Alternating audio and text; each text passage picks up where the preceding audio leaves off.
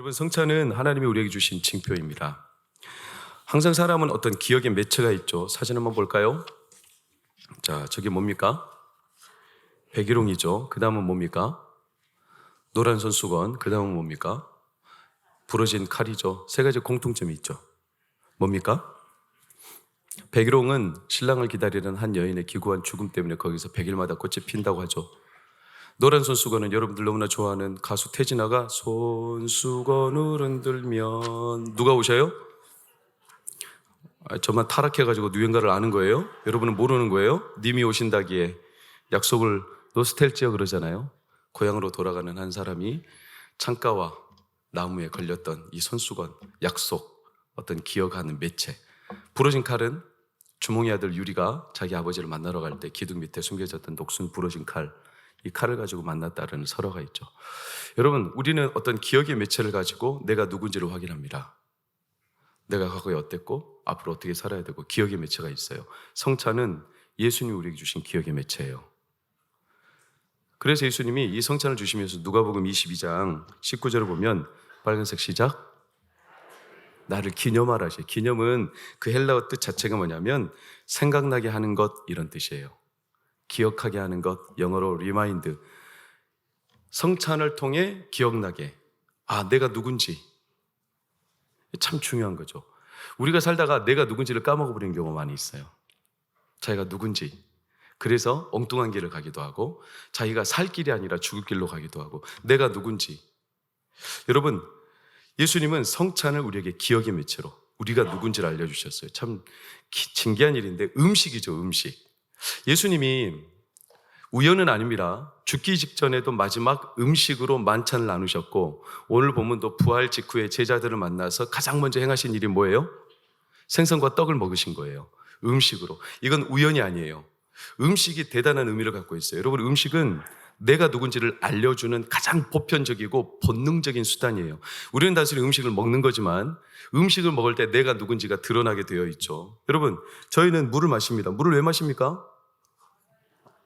목마른 존재죠. 인간은 항상 어떤 존재예요? 목마른 존재. 물을 마신다는 것은 인간 존재 자체가 목마르다는 뜻이에요. 배고픔을 느끼죠. 배고픈 존재예요. 음식을 통해서 내가 어떤 존재인지 드러나죠. 음식을 통해서 내 취향이 드러나요. 여러분, 담배 피는 사람, 그들의 취향이죠. 비흡연자도 있어요. 채식주의자 있어요. 육식주의자 있죠. 음식을 통해 자기의 취향이 드러나기도 하고, 때로는 음식이 에너지가 되기도 하죠. 여러분, 계란으로 바위를 깨트릴 수 있어요, 없어요? 없죠. 근데 계란으로 바위를 깨트릴 수 있는 방법이 있어요. 뭘까요? 계란으로 바위를 못 깨트리는데 계란을 내가 먹고 내가 깨면 돼요. 신기한 일이죠? 웃지만 진짜 그래요. 계란으로는 못 깨요. 근데 계란이 내 몸에 들어가서 뭐가 돼요? 에너지가 돼요. 힘이. 그럼 깰 수 있는 거예요.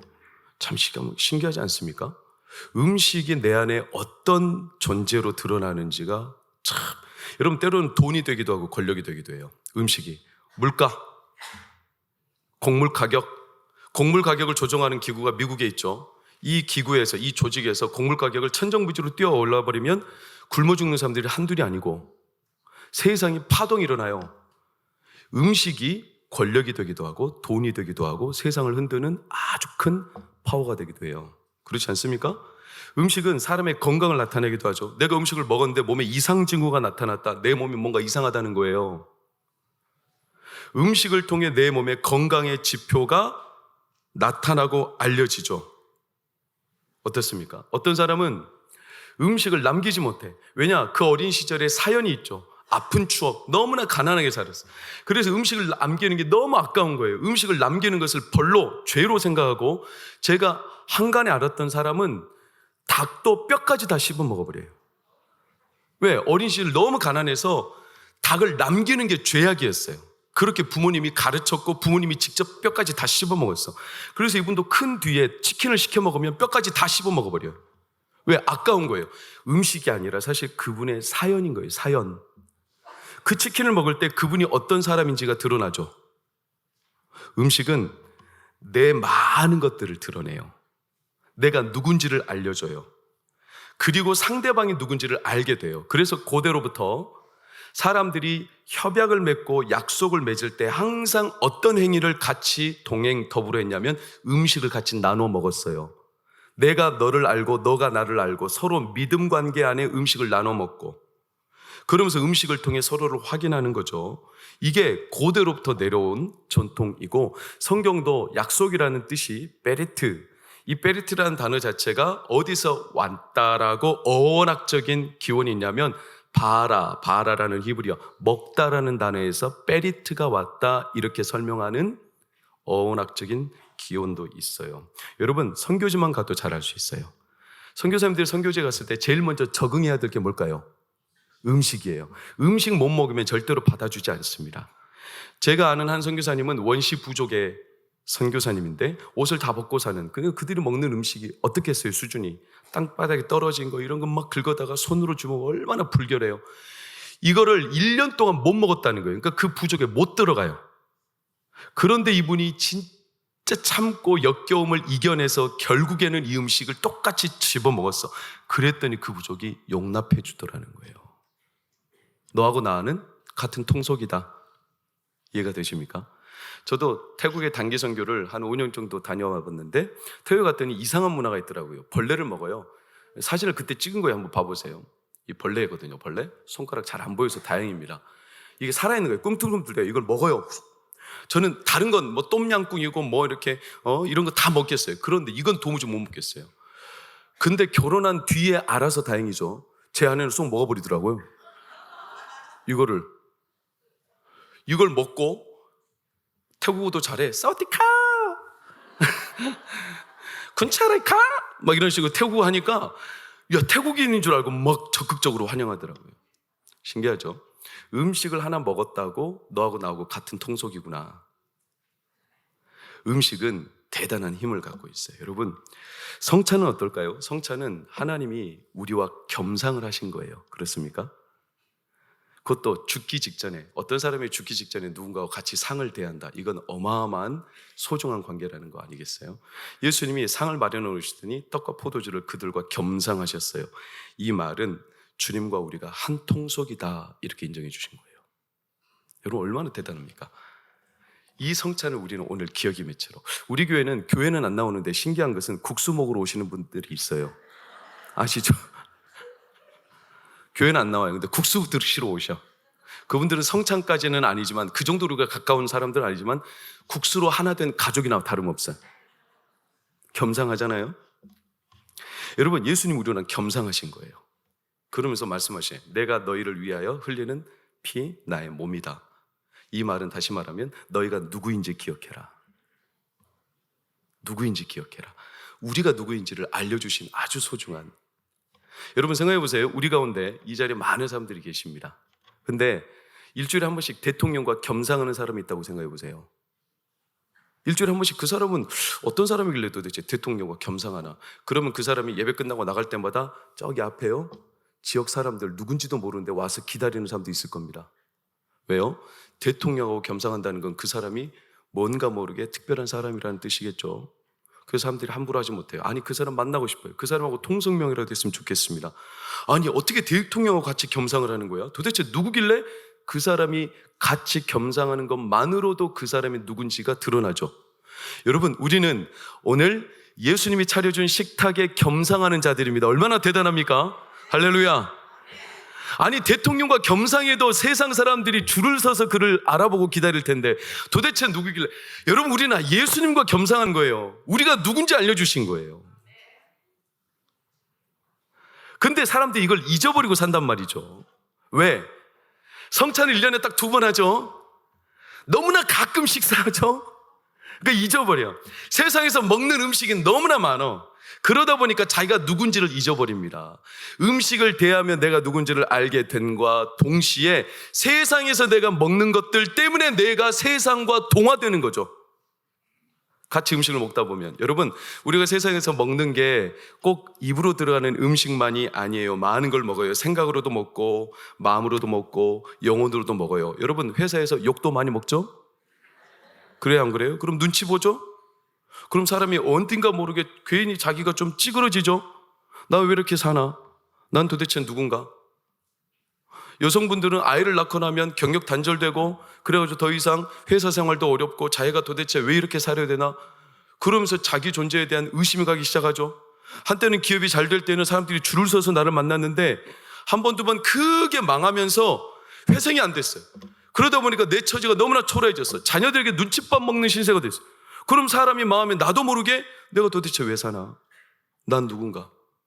세상에서 먹는 밥이 한두 가지입니까, 여러분? 불안과 우울과 두려움과 내 안에 근심과 염려, 나를 어둡게 싸매는 밥들. 우리 중등학생들이라고 삶이 쉽고 호락호락하겠어요?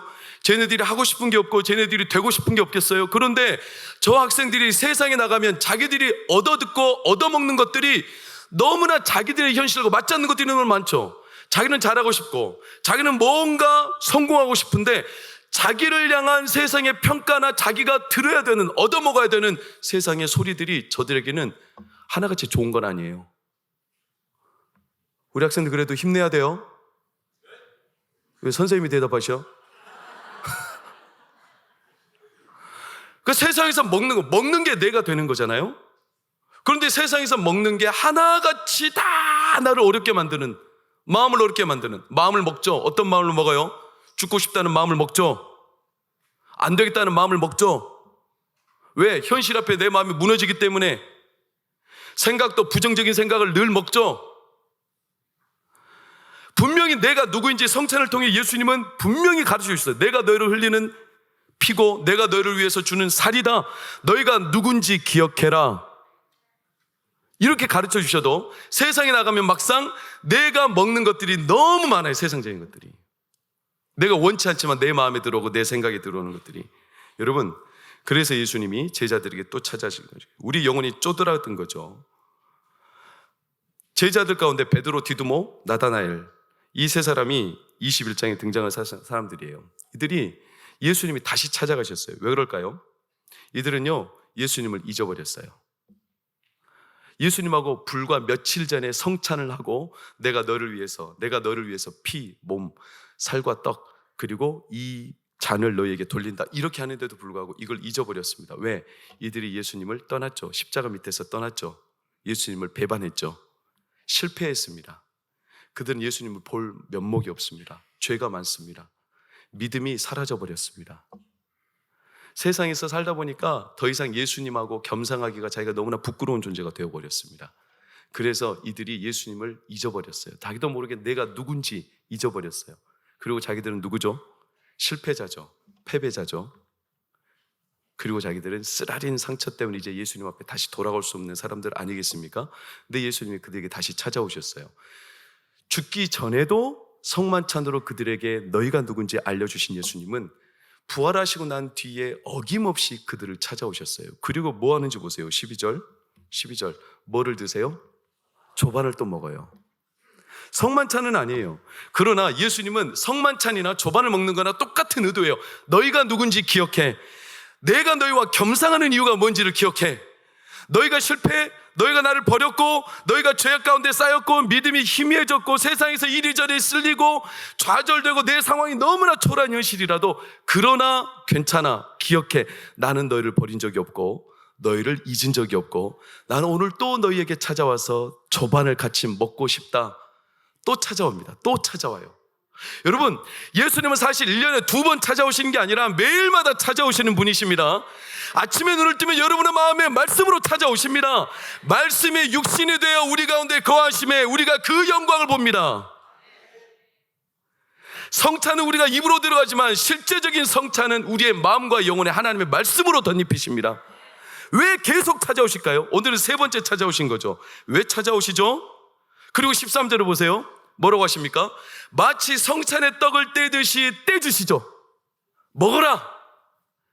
너희가 누군지 잊어버렸냐? 너희는 내가 겸상하는 자들이다. 왕같은 제사장이요, 거룩한 나라요, 하나님의 소유가 된 백성이라는 것을 예수님은 한 번도 포기하거나 싫어하여 버린 적이 없으십니다. 그 식탁을 오늘 차려주신 거예요. 저는 동광교회 담임 목사로서 오늘 여러분들과 함께 이 성찬을 나누며 저는 시중을 들 뿐이에요. 저는 이 음식을 여러분에게 시중들어 나를 겁니다. 장로님들과 더불어서. 여러분, 이 떡을 나누시는 분은 예수님이십니다. 여러분 안에 그 떡으로 임하셔서 여러분의 영혼을 살게 하고 받아 먹어라, 받아 먹어라. 너희가 누군지 잊지 마라. 너희는 하나님의 자녀요, 하나님의 권속이요. 아무리 세상에서 찌그러지고 실패했어도 하나님은 한 번도 나를 버리거나 나를 외면하지 않고 오늘 또 찾아오셔서 살게 하시고 살리시고 먹는 자 살아날지어다 말씀하시는 예수님. 이 식탁의 초청, 이렇게 말씀하자 제자들이 12절을 보세요. 감히 묻는 자가 없어요. 왜? 감히 물을 필요가 없죠. 기억이 난 겁니다. 어떤 기억이? 자기들이 누군지, 예수님이 우리를 왜 이렇게 겸상하시는지 기억이 난 거죠. 하나님은 항상 우리에게 먹이시는 거예요. 왜? 우리가 어떤 체질인지 아세요? 시편 103편 14절로 보면 우리의 체질은 아래 빨간색 시작 먼지와 같아요. 잊어버려요. 또 내가 누군지 잊어버려요. 바람 후 불면 먼지처럼 날아가 버려요. 내 삶이 좀 꼬이고 안 되면 금세 우리는 내가 누군지 잊어버려요. 사랑하는 여러분, 우리는 하나님이 오늘 식탁에 초청하셔서 다시 확인해 주십니다. 내가 누군지 잊지 마라. 요즘에 참 핫한 한 여인이 있죠. 참 15년 전에 사고를 크게 당하고 23살 때 온몸에 3도 화상을 입고 다 타버렸던, 그 당시 너무나 끔찍했던 이지선 아시죠? 이지선. 요즘에 다시 TV에 나오면 제가 그분의 영상과 그분의 책을 읽으면 얼마나, 그분이 이화여대 자기 모교에 다시 교수가 됐거든요. 이지선 씨가 화상 당했을 때 여러분 너무나 잘 알지 않습니까? 전신이 화상이 당했어요. 그랬죠. 사람들이 이지선을 보면서 이렇게 하소연했어요. 나라면 자살했을 거다. 이지선이 화상을 당하고 사실은 딱 한 가지는 분명했어요. 자기가 누구인지 옛 모습을 기억할 수 없을 정도로 일그러졌다는 거예요. 이지선이 화상당하기 전에 어떤 TV가 있었냐면 방영 프로그램이, 자기가 다큐멘터리에서 화상 환자들을 다루는 다큐멘터리를 보면서 혀를 끌끌 차면서 그때 눈물을 글썽였다는 거예요. 이지선이 실제 그 책에서 말해요. 뭐라고? 나라면 저렇게 하고는 못 살겠다. 그 영상을 본 뒤에 2달 지나서 자기가 그거보다 더 심한 화상 환자가 됐어요. 음주운전 차량과 부딪혀서 육중 추돌로 온몸이 전신 60%가 다 타버렸죠. 손가락 8마리가 다 잘라져 나갔어요. 얼굴이 다 그래, 눈썹 싹 다 사라졌어요. 귓골, 이 귓불이 싹 사라졌어요. 그래서 여기서 살 떼고 여기서 살 떼고 전신의 조직들을 떼다가 이어 붙이지만 이게 살이 오므라들죠. 화상 열이 있기 때문에 열이 붙으면 막 살이 오므라들잖아요. 계속 땡겨요. 그러니까 온전한 표정이 안 돼. 눈도 못 감아요. 저녁 잠잘 때 30분 이상을 잡은 적이 없다는 겁니다. 그러면서 이게 과연 사는 건가? 내 과거 옛 모습이 뭔가? 자기가 누군지 기억조차 안 나요. 그렇게 살던 그 여인이, 저희는 잘 알죠. 지금은요, 사는 게 맛있대요. 사는 게 맛있다고 간증하고 다녀요. 사는 게 맛있다. 물론 우리는 그의 간증을 잘 압니다. 여러분, 그녀는요, 그 병상에서 죽는 것보다 못한 삶을 그렇게 살면서도 누군가는 그를 위해서 계속 기도했고, 그가 과거의 모습을 잊어버렸을지라도 그의 진짜 모습은 그의 영혼 안에 있습니다. 육신은 다 찌그러졌지만. 그러면서 점점 하나씩 깨달기 시작했어요. 그가 뭐라고 합니까? 저는 짧아진 8개의 손가락을 쓰면서 사람에게 손톱이 얼마나 중요한 것인지 알게 됐고, 1인 10역을 해내는 엄지손가락으로 생활하고 글을 쓰면서 엄지손가락을 온전히 남겨주신 하나님께 감사했습니다. 눈썹이 없어 무엇이든 여과 없이 눈으로 들어가는 것을 경험하며 사람에게 이 작은 눈썹마저 얼마나 필요한 것인지 알았고, 막대기 같아져 버린 오른판을 쓰면서 왜 하나님이 관절이 모두 구부러지도록 만드셨는지, 손이 귀까지 닿는 것이 얼마나 중요한 일인지 깨달았습니다. 온전치 못한 오른쪽 귓바퀴 덕분에, 귓바퀴라는 게 귀에 물이 들어가지 않도록 하나님이 정교하게 만들어주신 거라는 사실을 알게 됐고, 잠시지만 다리에서 피부를 많이 떼어내 절뚝절뚝 걸으면서 다리가 불편한 이들에게 걷는다는 일 자체가 얼마나 힘든 것인지 느낄 수 있었습니다. 무엇보다 건강한 피부가 얼마나 많은 기능을 하는지, 껍데기일 뿐 별것 아니라고 생각했던 피부가 우리에게 얼마나 소중한 것인지 알게 되었습니다. 하나님은 우리를 정교하고 세심한 계획 아래 만드셨다는 사실을 온몸으로 체험했습니다. 감히 내 작은 고통 중에 예수님의 십자가 고통을 100만 분의 1이나마 공감할 수 있었고, 나같이 과거를 잊어버릴 수밖에 없는 비천한 사람조차도 하나님이 소중하게 여기셔서 하나님이 생명을 허락하시는 이상 그의 생명은 충분히 귀하고 또 존중받아야 하고 귀한 삶임을 깨닫게 됐습니다. 그러면서 이러고도 살아야 됩니까? 라는 인터뷰 기자 앞에 네, 이러고도 삽니다 라고 당당히 말하며 그는 요즘에 사는 맛이 가득하다고 그래요. 뭐가? 글쎄요. 그의 외면은 과거를 기억하지 못하지만 그의 내면은 다시 살아 움직이고 있어요. 뭐가 그를 먹였을까요? 한간에 그의 어머니가 병상에서 그를 돌볼 때 이랬다고 그래요. 밥을 떠먹여주며. 이 한 끼가 도대체 뭐가 될까요? 그걸 먹여주며 이게 지선이 마음이 되게 해주세요. 이게 지선이 손이 되게 해주세요. 이게 지선이 눈이 되게 해주세요. 이게 지선이 귀가 되게 해주세요. 이게 지선이 자존심이 되게 해주세요. 그렇게 엄마가 눈물을 글썽이며 밥을 한 끼니 한 끼니 떠먹일 때 그때는 몰랐죠. 너무 괴로워서 자기가 누군지 다 잊어버렸어요. 그러나 다시 자기의 영혼이 소생하고 보니 그때 그렇게 어머니가 떠주셨던 한 끼 한 스푼 그 한 숟가락의 음식들이 내가 누군지를 알게 해주었다는 거예요. 여러분, 이 한 끼에 예수님이 차리신 식탁이 별거 아니요? 그렇잖아요. 오늘 여러분이 누구인지 하나님이 드러내실 겁니다. 이 생명의 떡을 취할 때 여러분 영혼이 소생하기를 축원합니다. 그리고 믿음으로 받아 먹으십시오. 믿음으로 받아 먹으십시오. 반드시 살아나게 됩니다. 여러분의 영혼과 육체가 회복되게 하시는 하나님의 영적인 임재가 임할 줄로 축복합니다. 그러니 이 시간 성만찬을 대하는 모든 우리 동거의 가족들에게 하늘의 위로가 임하여 하늘의 문이 열려서 어둠에 쌓여있던 어둠의 영들이 모두 떠나가게 하시고 내 육신의 질병으로 고통당하던 이들이 다시 생명이 박동하게 하시며 내 심장이 고동치고 하나님이 살아나라 하실 때 우리 중등부로부터 비롯하여 어른, 우리 모든 어린아이, 우리 모든 동거의 가족들이 예수의 주시는 피와 생명으로 살아나 앞날을 열어가는 은혜가 있기를 예수의 이름으로 축원합니다.